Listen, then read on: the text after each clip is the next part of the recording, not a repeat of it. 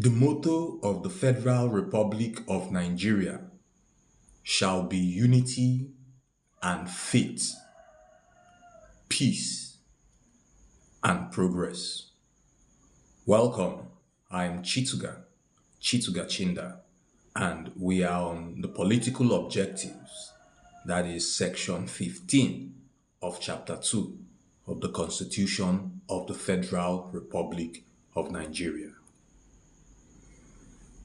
Accordingly, national integration shall be actively encouraged, whilst discrimination on the grounds of place of origin, sex, religion, status, ethnic or linguistic association or ties shall be prohibited. For the purpose of promoting national integration, it shall be the duty of the state to provide adequate facilities for and encourage free mobility of people, goods, and services throughout the Federation. Secure full resident rights for every citizen in all parts of the Federation. Encourage intermarriage among persons from different places of origin or of different religious, ethnic, or linguistic association or ties. And promote or encourage the formation of associations that cut across ethnic, linguistic, religious, or other sectional barriers. The state shall foster a feeling of belonging and of involvement among the various peoples of the Federation, to the end that loyalty to the nation shall override sectional loyalties. And finally, the state shall abolish all corrupt practices and abuse of power. It's a wonderful read.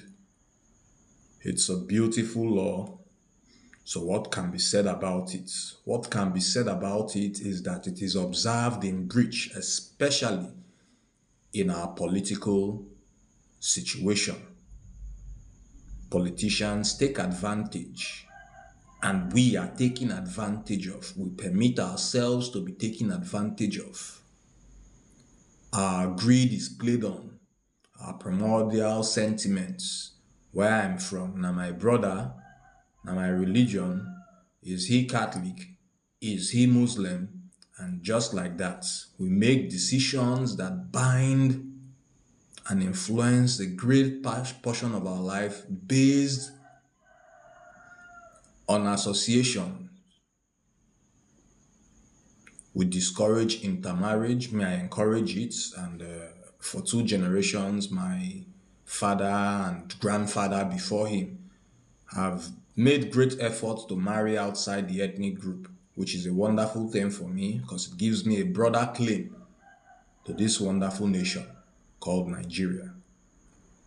However, as far as political objective is concerned, here is one objective that wasn't mentioned but is the key objective for any of these underlisted objectives: to have the force of law. It is your attention, your ability to pay attention to what is going on politically and otherwise. Basically, observing your environment, observing the situation of things, how things are playing out. Are you attentive or are you easily distracted? What is the next form of distraction for you? Can you keep your mind on the issue and tell yourself, okay, this is the issue I am paying attention to? When I say pay attention, I don't mean generate heated emotional reaction to an issue. That is the epitome of distraction. By paying attention, I mean keeping your mind clear. Keeping your mind clear enough that you can adequately or fairly weigh the facts using reason. You may come to a reasonable position, definitely a better position than if you took an emotional reaction. This is the much that is to be said. For how long can you keep your attention centered on an issue? So if we are discussing your educational needs, will the conversation easily be thrown off by bringing up doctrinal differences between the Anglican and the Catholic?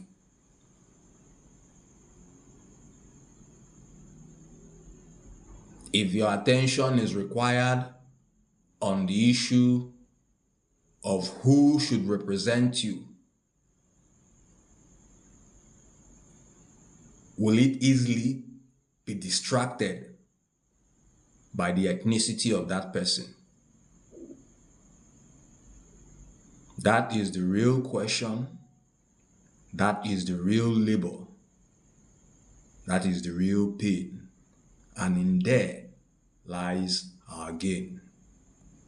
We must commit to focusing and sharpening our attentive capacity.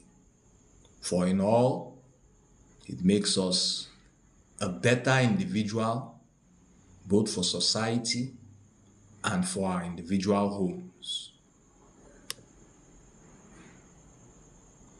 I do hope that you be of good cheer and take advantage of anything that you've learned and commit to your attention for better results. Thank you for listening. I am Chitu Gachinda. Take care.